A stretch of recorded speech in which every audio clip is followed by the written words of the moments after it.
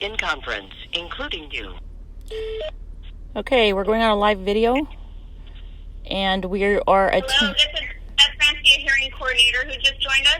Yes, hi. My name is Carrie Hand, and I'm also joining in the informal hearing for the bird owner.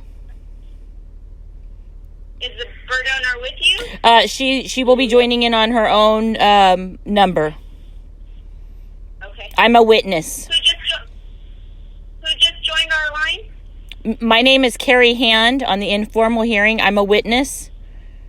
Right, I got that. I heard another beep. Who else just joined us? I'm not sure. I believe you have another witness coming into the group, Jody, and she will be there any moment, and the bird owner, because it was scheduled for 10:15. Right. I'm sorry, I didn't catch your name. Did we do introductions yet, or are we still getting everybody together? We're still waiting for everybody to call in. Okay, perfect. I'll just wait right along with you. I'm Carrie. The incident is on. Very good. We are still waiting for Mrs. Johnson to call in. Okay, I'll wait alongside. Hi, I'm here. Is this Alyssa? This is Jody. Alyssa's calling in now. She just called me. Okay.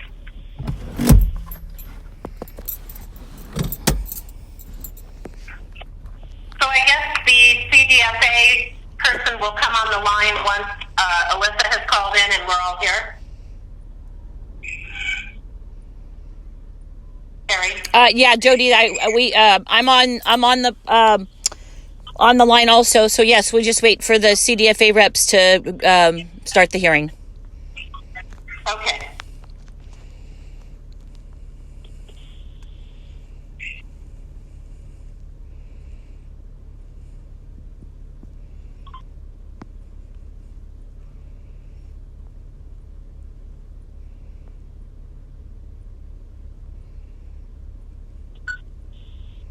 Alyssa Johnson, have you joined us yet?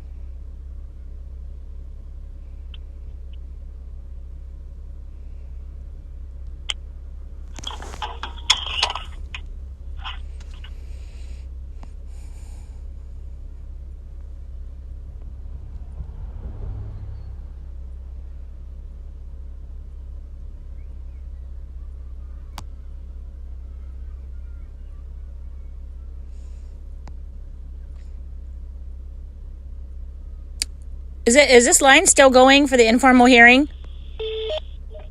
Yes, we are waiting Okay. for Alyssa to call in. Okay, thank you. I'm here. Hi, You're Alyssa. here? Okay, very good. I'm here. Okay. And we have the IMT on the line? Yes, we are on. Okay, all parties are present, so let's go ahead and begin. Okay. And I need Good to morning. disclose for legal. I need to disclose for legal purposes. I am also recording this call for my own records. Okay. And I'm also Good morning. recording. This hearing will- I'm also recording as well. My name is Carrie. Hi, Carrie. So good morning. This hearing will now come to order. This is an informal hearing of the California Department of Food and Agriculture being held at the request of Alyssa Johnson. Today's date is June 3rd, 2019, and the time is 10:18 a.m. Let's start with an introduction from each participant, including observers, in this hearing, stating our names and roles associated with this hearing. As this proceeding is being electronically recorded, I ask that all parties please speak clearly, and if needed, please spell your names. My name is Dennis Wilson. I have been delegated authority to serve as hearing officer and was selected to conduct this informal hearing regarding the quarantine notice of required action number ON-052018 #14511, describing the premises at 27636, and I'm not sure how to pronounce this, Beningji Avenue, Land, California 92585, and the quarantine notice was issued June 1st, 2019 at 10:17 a.m. So with that, Ms. Francie, could you please identify yourself? This is Beth Francia, hearing coordinator. I will not be participating in the hearing. Okay. So, Dr. Fowler, please introduce yourself. Yeah, this is Dr. Ken Fowler. I'm the co-incident commander here at the Virulent Newcastle in Ontario. And perhaps, Dr. Wilson, if we could get folks to mute their lines, we're getting a lot of background noise. Yes, I was just going to suggest that as well. So please, if you're not speaking, please mute your line. Okay. So I believe you have an epidemiologist with you, Dr. Fowler? Yes, good morning. My name is Dr. Jamie Barnaby. I am a veterinarian with the USDA and currently deployed to the incident as an IMT epidemiologist. Okay, and then Alyssa Johnson, could you please introduce yourself? My name is Alyssa Johnson. I'm a resident, 27636 Benini Avenue. I also have my mother, Victoria Johnson, the legal homeowner of the property present. Okay. Good morning. Good morning. So with that, I know we have some other observers on the line. Could you please introduce yourself? My name is Carrie Hand. I'm a witness. Okay, and I believe there was somebody else as well? Yes, my name is Jody Horner, and I'm also a witness. Okay, thank you very much. And did we get the first name of Alyssa's mother? Victoria, okay. What other first name did you need? Victoria Johnson, my mother, Yep. the legal homeowner of the Very good. residence. Got it. Thank you. Okay, so Alyssa Johnson requested this hearing by electronic mail on June 2nd, 2019. The department is proceeding to address this matter pursuant to the informal hearing process set forth in sections 1310 through 1310.3 of Title 3, Division 2, Chapter 9, Article 1 of the California Code of Regulations. As the hearing officer, I will conduct the hearing in the following manner. First, a representative of the incident management team, which we may refer to as IMT, will provide the factual basis for the imposition of a state California quarantine. The specific required actions are not subject to appeal. No quarantine means a designation of host and or at-risk populations of animals wherever located for appropriate action as determined by the state veterinarian pursuant to the article I mentioned.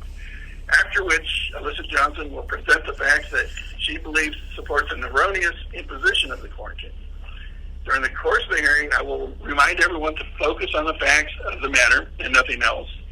Keep in mind that consistent with Food and Ag Code 9562, the state veterinarian or their designee shall impose a quarantine if he or she believes upon any basis reasonably supportable by standard epidemiological practice or credible scientific research that a population of domestic animals has contracted or may carry an infection, pathogen, contagion, or condition that without intervention could transmit an illness that could kill or seriously damage other animals.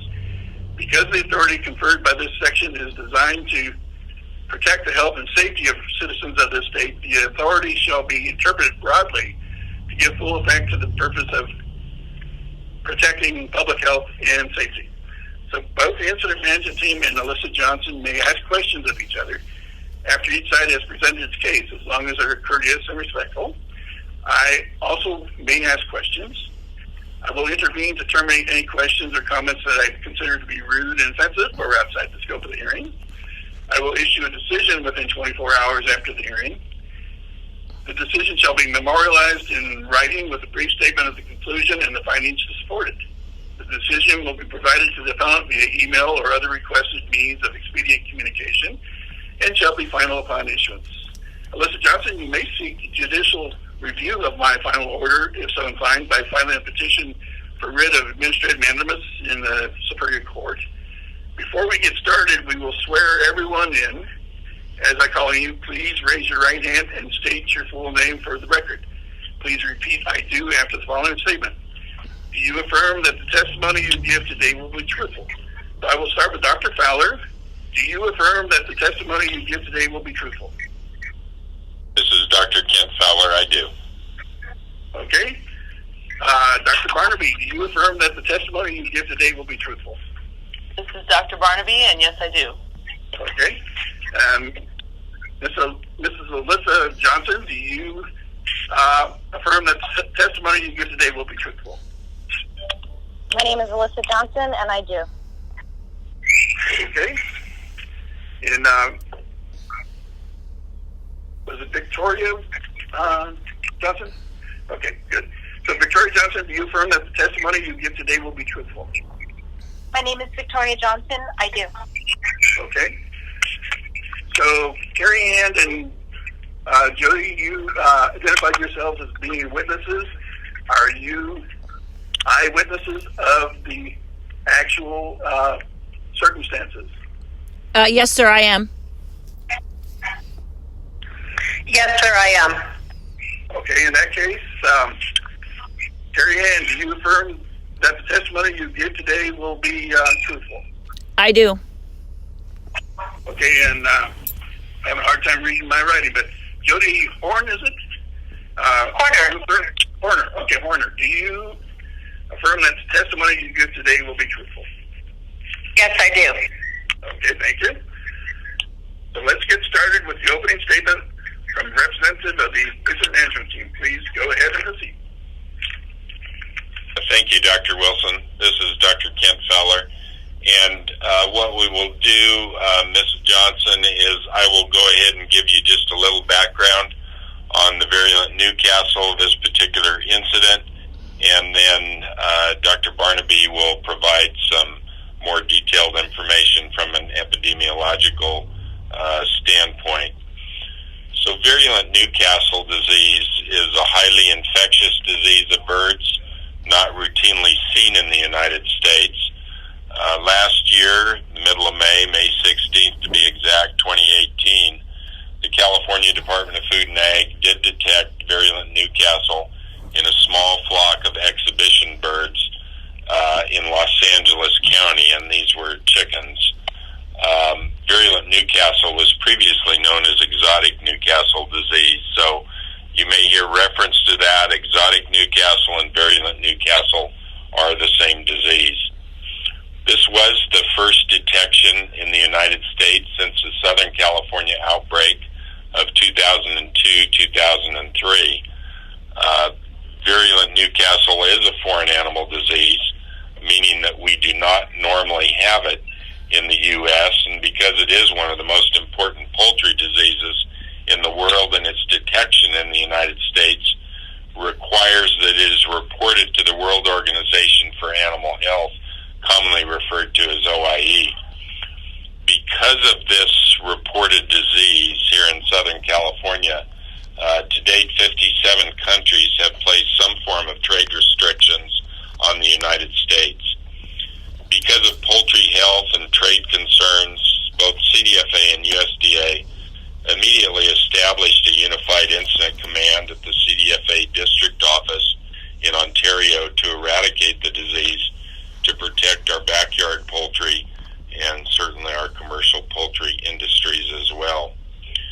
So last year, throughout the summer and into the fall, a large amount of surveillance census was conducted throughout Southern California looking for virulent Newcastle. The strategy at that time is positive birds were euthanized as they were found.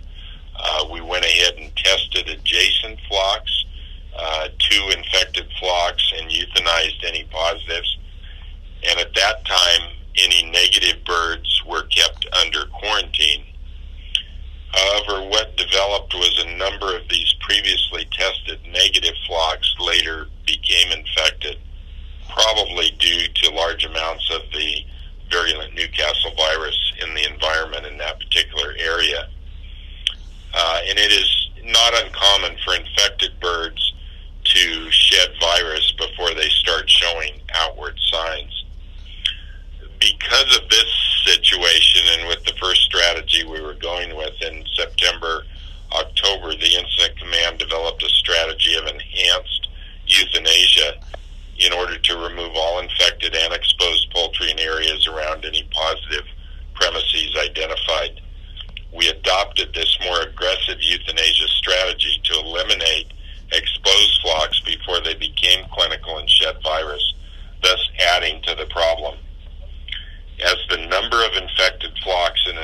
increase, we established a highly infected area where we would euthanize all poultry in the area, reasoning that they were all exposed or soon to be exposed. Euthanasia of infected and at-risk flocks has proven to be, over time, the most effective method of eradicating disease by removing the host. The host most susceptible are chickens, but that would include other poultry species as well, is to remove the host of this virulent Newcastle virus. Then at the beginning of this year, on February 27th, Dr. Annette Jones, our state veterinarian, issued a regional quarantine for Los Angeles County and the western portion of Riverside and San Bernardino counties. So that concludes my opening background on virulent Newcastle, Dr. Wilson and Mrs. Johnson, and I'll go ahead and turn it over to Dr. Barnaby at this time. This is Dr. Barnaby. So I would like to begin by saying that as veterinarians, we take an oath to protect animal health and welfare, as well as to relieve animal suffering. As such, we are deeply committed to ensuring the health of our pets, our livestock, and our poultry in this country. Unfortunately, there are situations where animals with disease must be humanely euthanized, which is the situation with the current outbreak of virulent Newcastle disease. Diseased birds and those at high risk of acquiring the disease need to be euthanized to prevent the continued spread of the virus. Everyone involved in this outbreak has the same goal of wanting to get rid of this disease as quickly as possible. To do so requires commitment not only from the state and federal government, but from the local community. We recognize that this is a difficult situation for everyone involved. This is not what we go to veterinary school for, but we understand the need to protect, again, the livestock and the poultry of this nation. We also recognize that this is especially difficult for our poultry owners, such as Ms. Johnson. Virulent Newcastle infection in California, we often use the analogy with skin cancer. When removing a skin tumor, a surgeon takes wide margins. This includes removing healthy tissue in addition to the diseased tissue in an effort to ensure that the cancer is completely removed.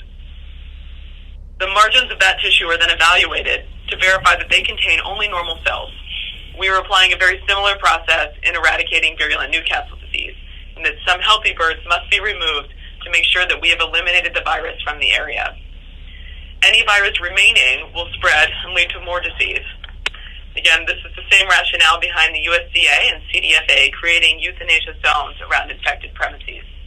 Creation of such zones is a common method that is employed globally to eradicate disease in animal populations. And it is important to stress that all poultry within that infected area are required to be euthanized. This may also extend to premises who may not be in the direct area, but may be directly linked epidemiologically to an infected premises.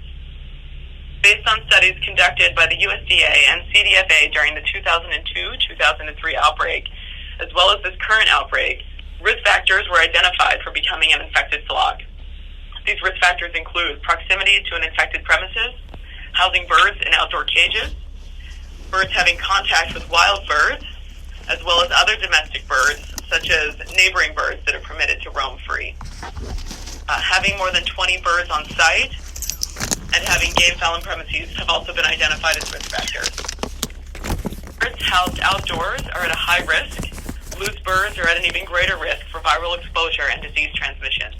Many premises within these infected zones share these known risk factors and are epidemiologically linked, resulting in the continued maintenance and spread of virulent Newcastle disease virus in these areas.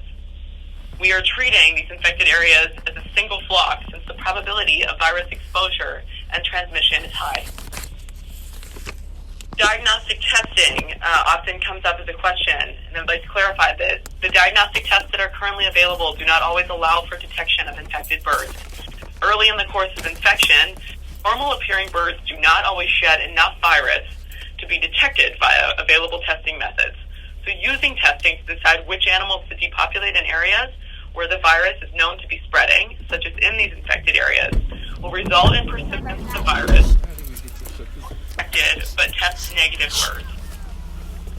Again, can I remind people, sorry, Dr. Barnaby, can I remind people to put their phones on mute? Oh, Dr. Barnaby speaks, please. We're getting interference again. Thank you.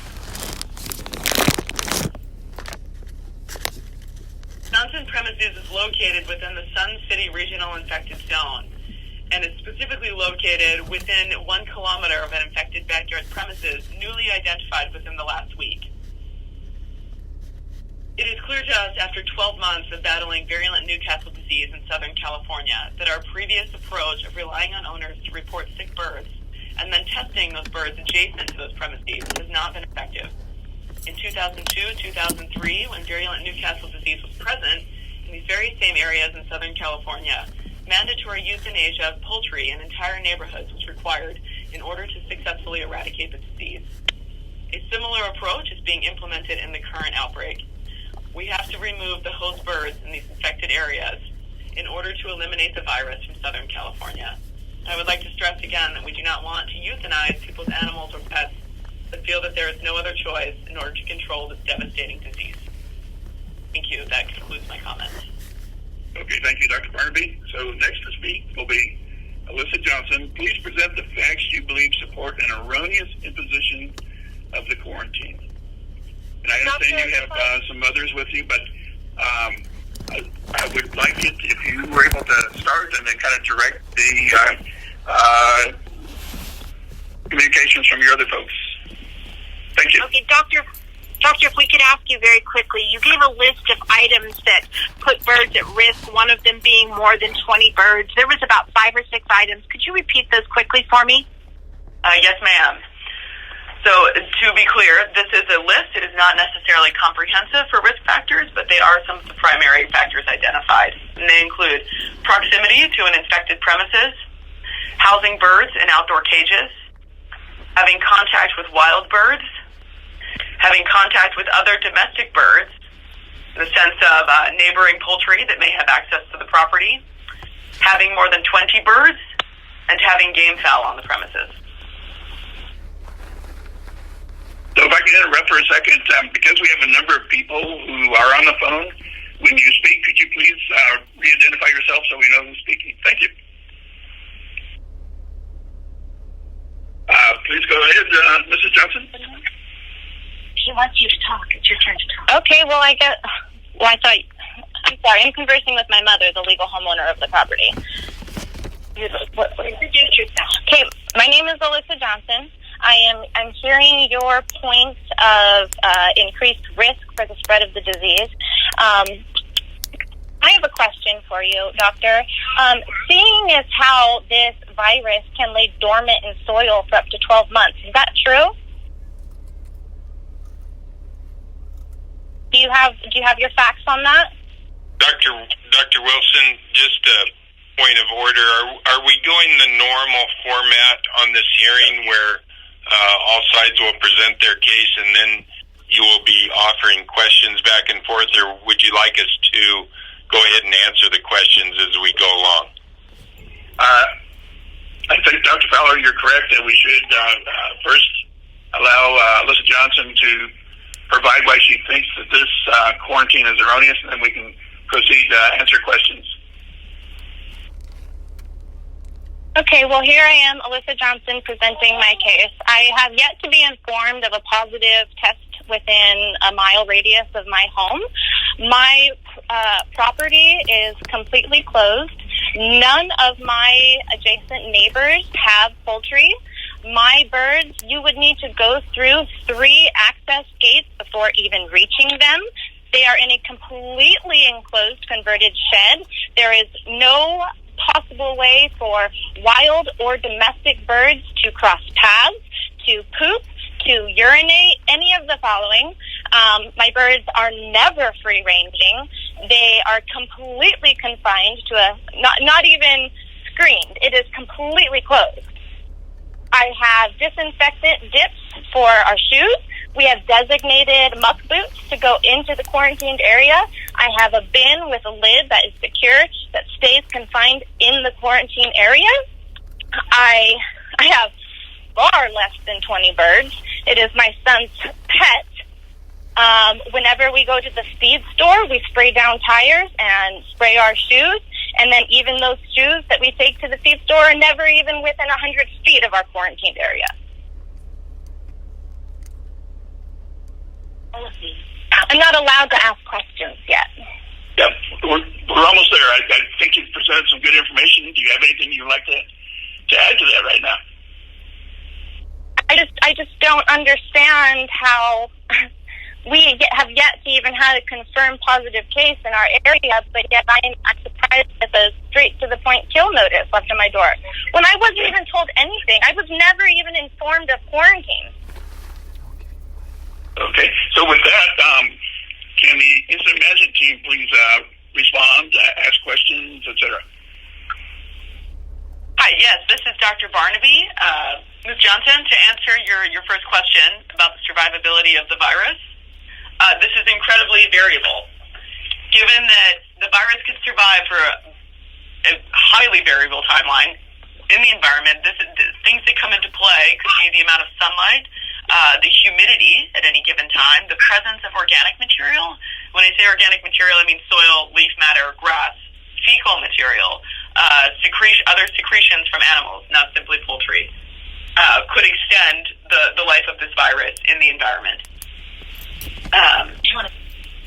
So my question would be, what are you exactly stopping then? We have full documentation of the millions of birds that you are dropping at our local dump sites where wildlife, they're all having access to it. You're not stopping anything. So, ma'am, to answer your question, we are operating under a 120-day fallow period. So once no additional virus is being spread, i.e. there are no host animals available on site, that premises is not permitted to bring in new poultry for 120 days after an infection has been present. See, but I'm speaking of our public dump sites, the places we go to that we take foliage and trash and large amounts of waste, where people to the public have access to these places, walking in and out through, and there are millions of dead, possibly infected birds all over the place. So I think that you raised several valid points. When it comes to our activities in the area, everything that is disposed from an infected premises or premises that may not have been infected but may have been where we have gone in to euthanize animals, none of that material is willy-nilly disposed of at the nearest available location. We have very specific contracts in place to handle that disposal to ensure that no additional virus is spread. Having said that, if folks in the community are disposing of dead birds in local landfills, etc., we do not have direct control over that. That is in violation of the regional quarantine and should not be happening. Okay, any other questions? My name is Victoria Johnson. I am the homeowner, and I have not yet had an opportunity to present mine. May I have a minute of your time? Please do. Okay, thank you so much. First of all, let me start by saying that this has been very upsetting to us, and these animals are they're pets. We have a couple chickens, and they're pets. They have names. They are beautiful. They are healthy. And one of the things that I have read about is that if a bird is sick, it will show signs immediately. I've also read, and you just kind of emphasized it, in the 90 to 120-day quarantine. These birds are quarantined. They are in a enclosed shelter. They have no access. So basically everything that you gave me on the list, the proximity to other wildlife, contact, more than 20 birds, outside cages, we have met every single bit of that criteria in order to ensure the safety of these birds, as well as not helping to spread this terrible disease. They're not sick, and within a day of your kill date will be the 120-day quarantine period from the issue of February that you gave. So I'm asking you to not come and kill my grandson's couple of chickens that he's raised since they were born. We have done everything on our own without even being asked by you as far as the shelter, the cleanliness. We've done everything to not spread this disease. They are not sick. Please don't come and kill my grandson's pets for no reason. That's all I have to say. We've met every bit of criteria, and that kill date is within 48 hours of the 120-day quarantine being over from that February date. So would the IMT address the issue in terms of the regional quarantine, the time frame with that, and any other remarks you might have? Yes, sir. This is Dr. Barnaby. Ma'am, the 120-day time frame that you are referring to is in reference to a fallow period, not in reference to a quarantine. The regional quarantine that has been imposed by the state of California is in effect until further notice and will not be lifted until this disease has been shown to be eradicated from the local poultry population. I appreciate your feedback on that, but taken into context, if a quarantine is basically for 90 to 120 days, correct? Is that correct or no? No, ma'am, that is not correct. So the 120 days, the 90 to 120, I assume that you're referencing, is a window for a fallow period, which means that it's once the virus has been removed from a facility, so in an infected premises, once a flock is positive, those animals are euthanized, and all infected material is removed from that premises. It is then required to remain fallow. In other words, they may not bring in new poultry, new susceptible species within a 120 window fallow period. However, given the presence of this regional quarantine, if needed, right, and this virus is moving all the time. So just because someone has been under fallow does not mean that once susceptible species are on that property again, that they could not then be reinfected if the virus is circulating in the area, which is why this regional quarantine will remain in place until the state deems it appropriate to lift. And the fallow period is a separate concept within that, if that makes sense. And it does make sense, and I appreciate your clarification. I just want to emphasize that these birds are quarantined. They're not susceptible to birds flying by, dropping infected droppings on the ground. There's a roof. They're not susceptible. I mean, we were told that there's not been any positive in this general area. We were told we weren't in a kill zone.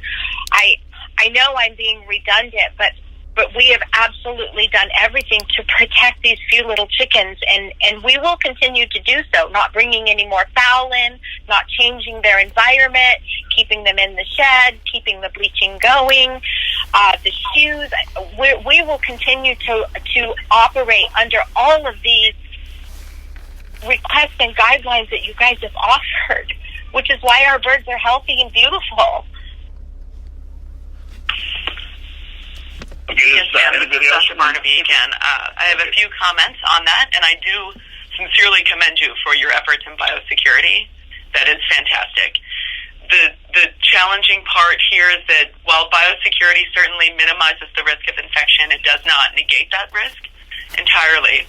And the infected premises located near is not actually within, so it's within a 1 kilometer radius of your home. In fact, this translates to approximately a half a mile away. It is incredibly close, and we know that the movement of people, animals, vehicles, whatnot in the area, we have seen this jump to... So are you telling me that there is a infected area within a half mile of my house? There is an infected premises within the 1 kilometer radius. Or you fall within the 1 kilometer radius from that infected premises, to be exact. And when was that premises determined to be infected? This was determined within the past week. Is that a matter of public record? Ma'am, on behalf of the state, there is a confidentiality component, so we do not release the specific address of infected premises.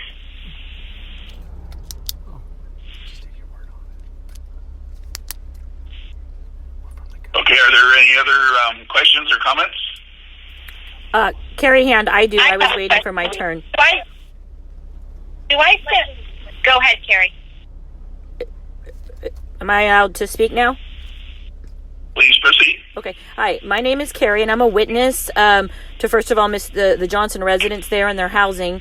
And a couple questions I have, and I'm going to direct them to the person. Dr. Barnaby, nice to meet you. You mentioned a few things that you read off regarding skin cancer and some analogies. Are you reading off of a pre-canned or pre-scripted form?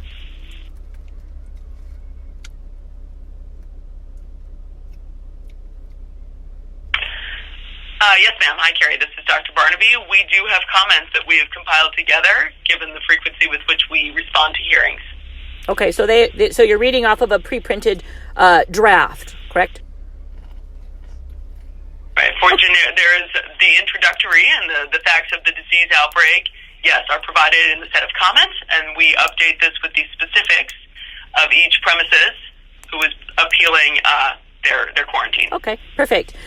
Secondly, you mentioned another thing that other animals could be a host or spreaders. Can you please expand? What is another animal? Is that a dog, a horse, a cat? What other animal should I be worried about? A squirrel, a rat?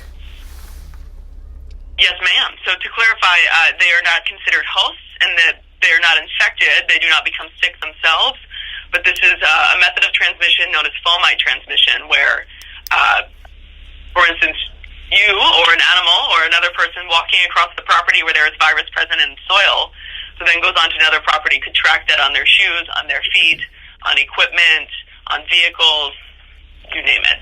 Okay. So basically, like, for instance, if you ride a horse, which the Johnsons don't have a horse in the moment, but I know that they are at horse property and we do ride over there. So a horse that is walking by a positive site could possibly carry it on to the next location. Only if that horse were to be coming directly from a positive premises where there is a viral load right beneath its feet. Okay. Next up, the other question, when you mentioned the epidemiology studies and that you're certified to do these, are we able to get copies of the exact locations where these scientific studies are being produced? Because we can't seem to lock down one of those written studies on this and who is doing the study and what training they have to do it. Yes, ma'am. So I think to reference some of those statements, the USDA, and I thus assume the state of California as well, will do their own analyses. Part of the USDA, these are often available online. They are public source once they are published. They go into the details of an outbreak. Okay. When would they be able to be published? Because the Johnsons here are at risk to have their birds euthanized, and I think it would be courteous and just quite frankly to be transparent to give these folks these studies so that they know why did their birds have to die. And I think it's very fair to ask that, and along with the conclusive written results of the positive. Now, mind you, not the location, but those written results to show what strain, if it is Newcastle, confirm that, and what strain we're dealing with. Hi, this is Dr. Barnaby again, so I will attempt to address, there are a couple different comments I would like to make.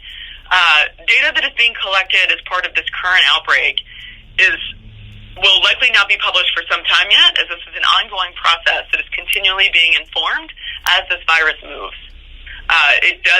These of course are used to inform, we study historical outbreaks to be prepared in the event of a reintroduction, to inform our response strategies for future outbreaks.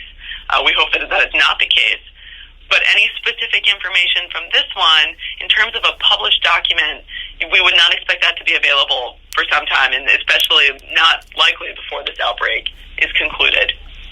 Okay.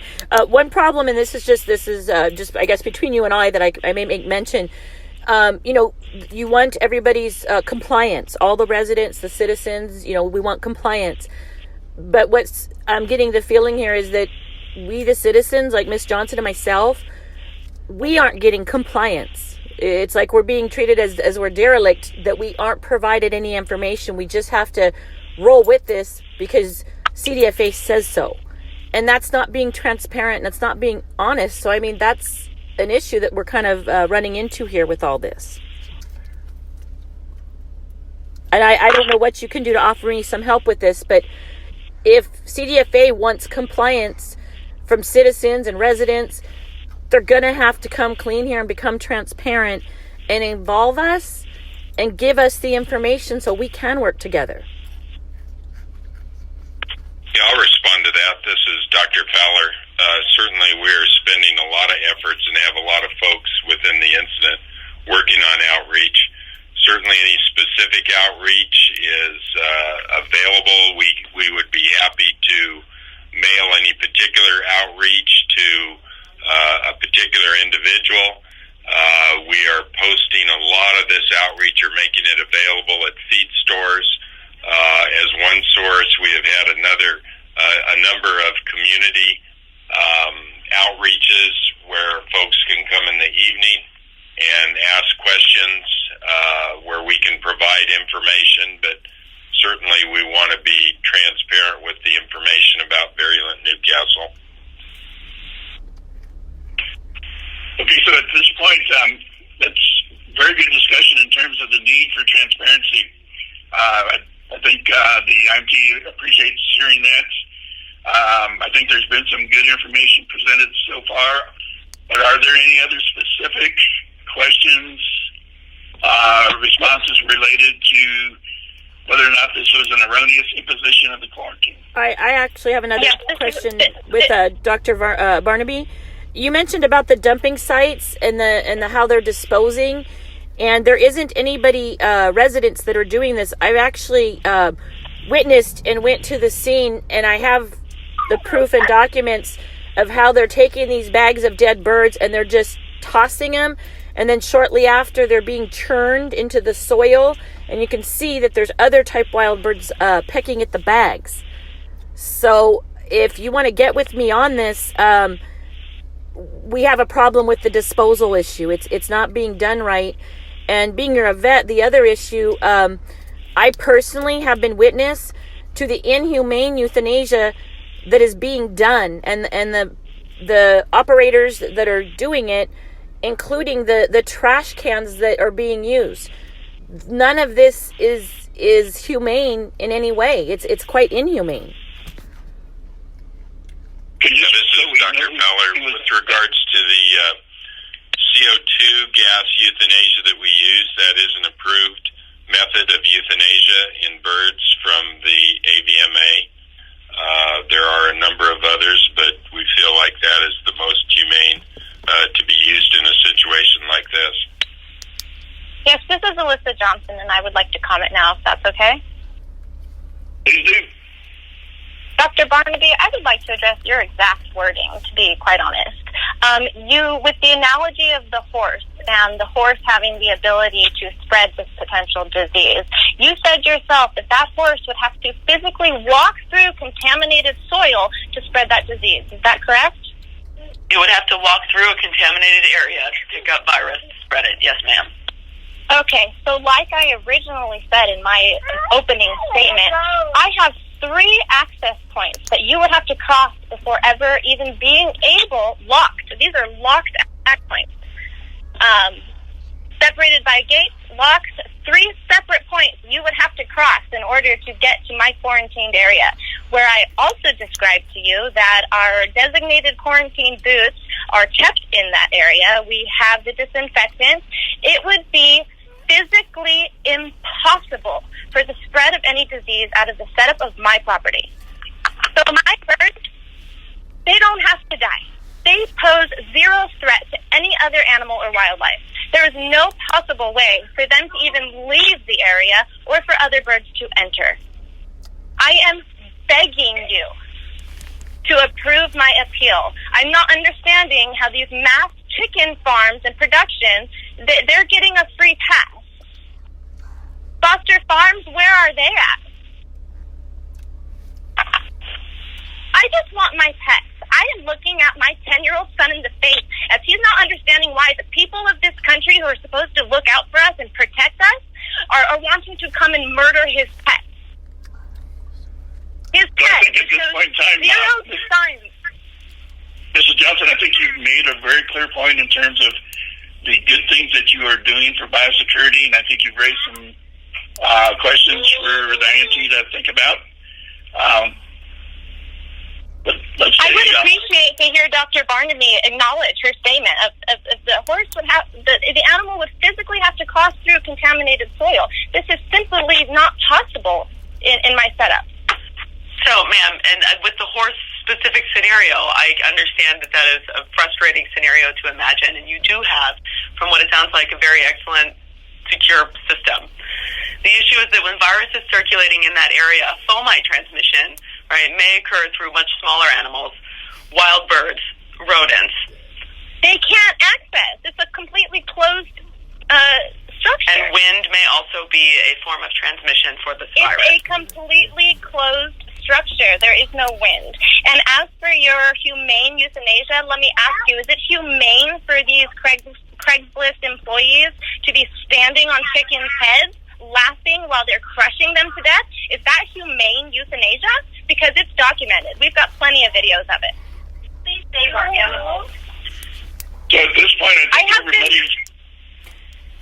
been nothing but been a respectful citizen of this country. I've never done a thing in my life to be considered a criminal, and I have been stalked by your people. I have had people looking over my fence. I've had people watching me come and go as I leave my personal residence. I am not a criminal. I think you've made your point very clearly, Mrs. Johnson. And I'm sure the IMT is understanding the situation. At this point, I'm going to close the hearing. I don't think there's any additional information. Sir, can I add one more? Sir, may I add one more thing? This is Carrie. May I add one more, and then I'll close. What I wanted to add on these informal hearings, CDFA agent worker Jody, and this is recorded, when a resident asked about doing the appeal hearing, what I also need to understand is CDFA Jody stated, you will not win any appeal, meaning these appeals are prejudged. How do we get a fair appeal if CDFA agent Jody and other workers are mentioning that the appeals will not be won? They are prejudged. They are predetermined. That is not due process of our law. Well, I'll speak to that. They are not prejudged. That's why we are having this hearing. That's why I would like to hear, and I've heard a lot, I think, in terms of the circumstances here. We're trying to be fair and try to understand both sides. Has anybody actually won one of these appeals? Because I am not aware of anybody that has won, myself included. And I had my birds tested healthy with UC Davis, your own lab. I had them tested. They still went ahead and killed everything. So being that these are I have no other basis to go off. Is there anybody that has won? I mean, can you relieve Miss Johnson right now? If she has won this, can you tell her right now so she doesn't have to have an upset stomach all night tonight and be sick? Can you tell her if she's won or lost right now? And just, if I think she should. I think her birds should be on quarantine and leave her alone. I'm not the hearing officer. I can't make that ruling. But could we do that then? Or could you tell me who actually has successfully done one of these appeals and it actually was taken seriously and that person was afforded due process? First off, the hearing is related to the imposition of the quarantine. Any actions that are taken beyond that, such as euthanasia, is not within the purview of the hearing officer to make a decision on. So I'm just making a decision related to the imposition of the quarantine. Yes, but on the imposition of the quarantine, that is a kill. I don't think anybody has any problems with the quarantine at all. As a matter of fact, I think people will happily quarantine. Where we're having the issue is, and like Miss Johnson, you're wanting to go past a quarantine and you're wanting to kill her pets, and they aren't sick. And we have no information, no control. We're already quarantined. I know, Alicia, that's what I'm trying to point out. I don't think anybody has a problem with a quarantine. I think people are having a problem with the inhumane, unnecessary euthanasia of healthy pet birds. Okay, well, your point is well taken. Again, the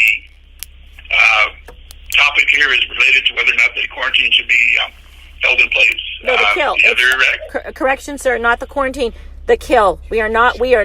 Nobody has any issue with the quarantine. It's the imposition of the quarantine which leads to the kill. So let's rephrase this. Nobody is fighting anything about a quarantine. We all agree to that.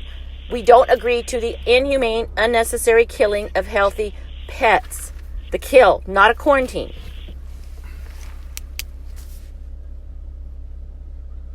Sorry, but this really is just about the quarantine. The actions that the incident management team takes beyond that is not something that's part of this hearing. So, with that, I'd like to close this hearing. I thank you all for your participation. I will issue a written decision within 24 hours from this date and time. How would you prefer to receive the response, Mrs. Johnson? We have an email for you. Is that adequate? That's fine. Okay, thank you. So, if you do not agree with the decision, you may file a petition in the Superior Court, as previously mentioned. Note that the appellant is responsible for seeking whatever legal assistance is necessary in order to do so. This concludes the formal hearing. The hearing in the matter of CDFA versus Alyssa Johnson is closed. The date is June 3rd, and the time is 11:05 a.m. Thank you. Thank you.